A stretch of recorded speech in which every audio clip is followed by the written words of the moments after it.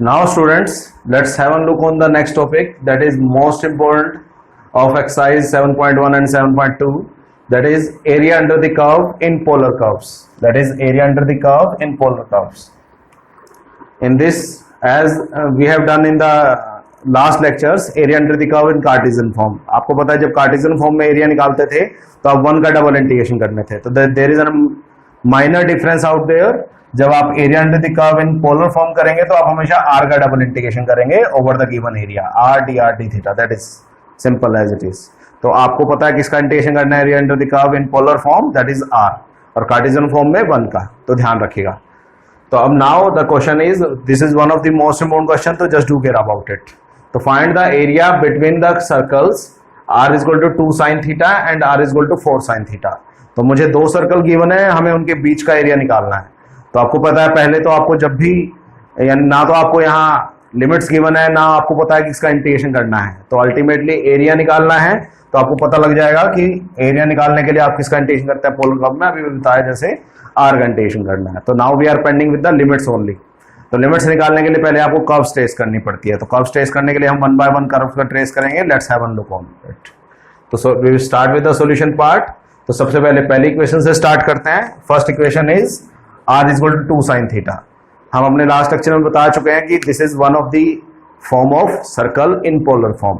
तो r is equal to 2 sin theta. तो आपको मैंने रिप्रेजेंट से circle having centre and radius. आपको पता है इफ इट इज साइन तो जो सर्कल बनेगा वो y एक्सिस पे बनेगा. तो y एक्सिस पे अगर बनेगा तो इसका x सेंटर भी कहाँ होगा, y एक्सिस पे, तो उसके x कोऑर्डिनेट क्या होगी, 0. तो x कोऑर्डिनेट तो फिक्स है, 0 होगी. अब now we are pending with the y coordinate. तो मैंने बताया था जो भी यहाँ कांस्टेंट है उसका हाफ करना है, that will give the other coordinate. Similarly जो रेडियस है वो भी हाफ करके मिलती थी. आप उसको दोबारा सुन सकते हैं लेक्चर को अगर कोई डाउट है इस तरह से.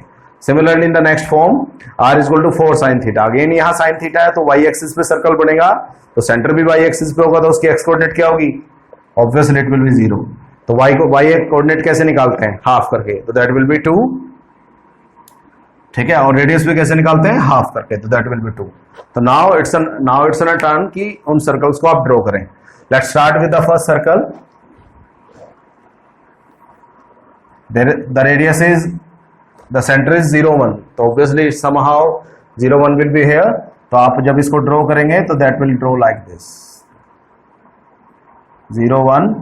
आपको पता है 0 1 है, 1 रेडियस है, तो नीचे वो आके 0 0 को टच करेगा और ऊपर जाके वो 0 2 को टच करेगा, क्योंकि आपका 1 पे आप खड़े हैं, 1 से आगे 1 और जाएंगे, क्योंकि रेडियस भी 1 है. 1 से आगे 1 जाएंगे तो आप 2 तक जाएंगे और पीछे आएंगे तो आप 0 तक आएंगे. तो जो नेक्स्ट सर्कल है उसका सेंटर जो है वो 0 2 है. तो now this will be the centre of second circle, और रेडियस उसकी 2 है. तो आप रेडियस अगर 2 है, 2 पे खड़े हैं, रेडियस 2 है, तो वो एक बार ओरिजिन को टच करेगा और दूसरी तरफ किसको टच करेगा, 2 है तो 2 और ऐड करेंगे तो 4 को टच करेगा. तो मैं ड्रॉ कर रहा हूं सिंपली, उसके बाद आप आराम से इसको देख सकते हैं कि कैसे ड्रॉ हुआ. That will be simply 0 4 0 4. ये 0 2 पे आप खड़े हैं, 2 और आगे जाएंगे तो आप 4 तक टच करेंगे. तो that's how we have drawn these 2 circles. मैं इक्वेशन लिख देता हूं दोनों की.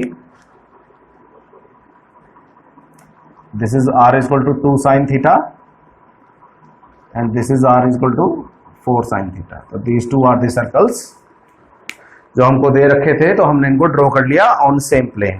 ठीक है, तो now we are suppose to find the area between the circle, जो इन सर्कल्स के बीच का एरिया है. तो आप बीच का एरिया देख सकते हैं, सर्कल के बीच का एरिया मैं ड्रॉ कर रहा हूं, दोनों के बीच का एरिया, जो वो एरिया दोनों के बीच में जो सैंडविच है, एक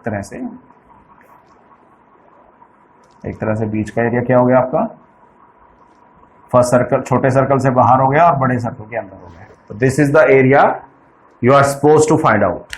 आपको ये एरिया निकालना है, आपको निकालना है इन दोनों सर्कल के बीच का एरिया। बीच का एरिया और कोई नहीं निकलेगा, ऑब्वियसली ये निकलेगा। अब हमको पता है फॉर्मूला, एरिया का फॉर्मूला क्या होता है। As we know that area under the curve in polar form is double integration of r. So now we are only pending with the limits. तो आपको पता है लिमिट्स कैसे निकालते हैं, ये बताया था मैंने अच्छी तरह से। लिमिट्स कैसे निकालते हैं, लिमिट्स निकालने के लिए क्या करते हैं, पहले तो कर्व्स ड्रॉ करते हैं, वो हम ड्रॉ कर चुके हैं। उसके बाद एरिया शेड करते हैं, रीजन शेड करते हैं, वो हम कर चुके हैं। तो उसके बाद नेक्स्ट आपने क्या करना है, आपने एक लाइन ड्रॉ करनी है starting from the pole that is origin and penetrating through the area. तो आप कहीं भी ड्रॉ कीजिए, ऐसी लाइन होनी चाहिए जो पोल से स्टार्ट हो और एरिया के अंदर से जाए। I am start drawing this one. तो I have just drawn a line starting from the origin and penetrating through the area. चलो वो होगी। उसके बाद आपने क्या करना था, लाइन का वो पोर्शन आपने हाईलाइट करना है या शेड करना है जितना पोर्शन आपका एरिया के अंदर है। तो this portion of the line is lying inside area. बाकी पोर्शन, कोई लाइन का कोई भी पोर्शन एरिया के अंदर नहीं है, तो मैंने उसको शेड कर दिया। फिर क्या करना था, जितना पोर्शन एरिया के अंदर है उसके कॉर्नर पॉइंट्स पे आपको किसकी वैल्यू निकालनी है, आर की। लाइन हमेशा लिमिट्स किसकी रहती है, आर की। तो आपको पता है ये वाला जो पॉइंट है, ये वाला जो पॉइंट है ये इस सर्कल पे लाई कर रहा है। तो ये सर्कल के पास जाओ, यहां से इक्वेशन वैल्यू ले लो आर की। ओके, और जो ये वाला पॉइंट है ये इस सर्कल पे लाई कर रहा है, तो ये इस सर्कल के पास जाओ और इस सर्कल से इसकी वैल्यू ले लो।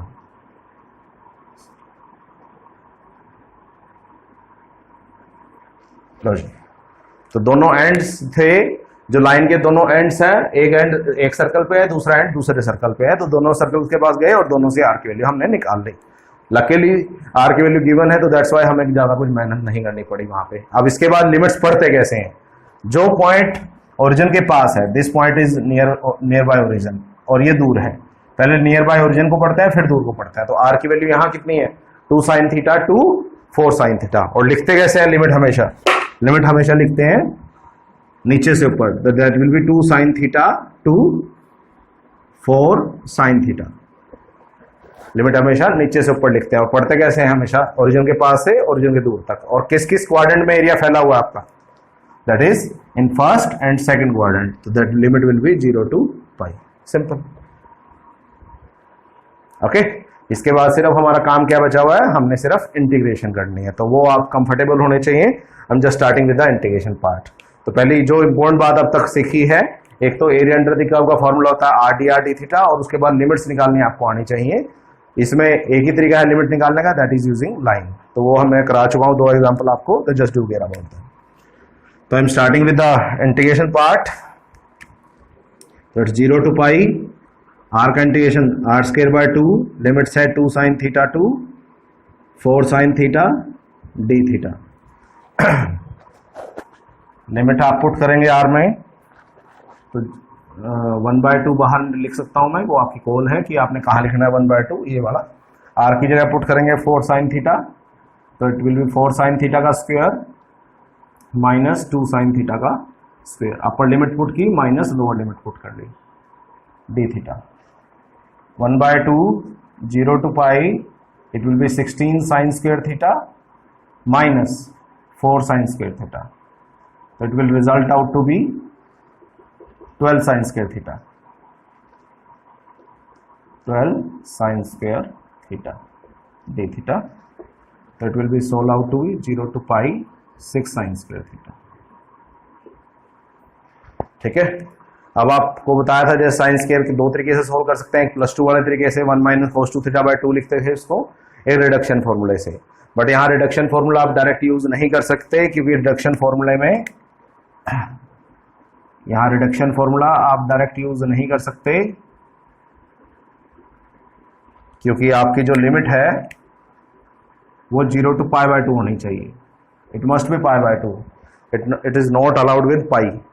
तो फॉर्मूला लगाने के लिए आपको π/2 करना पड़ेगा वहां पे। चलो देख लेते हैं, वैसे अगर इसमें पॉसिबिलिटी है, ठीक है, मैं इसके बारे में आपको एक तरह सिमेट्रिक नॉन सिमेट्रिक फंडा होता है उसके बारे में बताऊंगा। फिलहाल आप देख सकते हैं this is circle, these two are circle and they are symmetric in both the quadrant. तो आपकी कॉल है, चाहे तो आप 0 से पाई ले लें या 0 से π/2 करके फर्स्ट क्वाड्रेंट का लेके उसको ट्वाइस कर लें। For the time being I am simplifying the things, later on ठीक है हम इस पे बात करेंगे कि भाई हाँ किस केस में आप इसको 0 to π/2 कर सकते हैं और किस केस में नहीं। तो फिलहाल ये सिमेट्रिक है तो आप आराम से इसको ट्वाइस करके 0 to π/2 कर सकते हैं। ठीक है, तो इसके बाद इट विल बी 12, बाहर आ गया ये, उसके बाद 0 to π/2 बचा, साइन स्क्वायर थीटा बचा डी थीटा। आपको पता लग गया 0 to π/2 क्यों किया, क्योंकि हमको रिडक्शन फॉर्मूला लगाना था। रिडक्शन फॉर्मूला लगाने के लिए लिमिट 0 to π/2 ही चाहिए। और लकीली ये जो कर्व है it is symmetric in both the quadrants first and second, तो चाहे मैं दोनों को ऐड कर लूं, ये जो फर्स्ट का निकाल के उसको डबल कर दूं, दैट विल बी सिंपल। ठीक है, तो उसके बाद आपको पता है साइन स्क्वायर को कैसे सोल्व करते हैं। साइन की पावर 1 कम करते हैं, गो डिक्रीजिंग बाय 2 तो वो कुछ नहीं आएगा।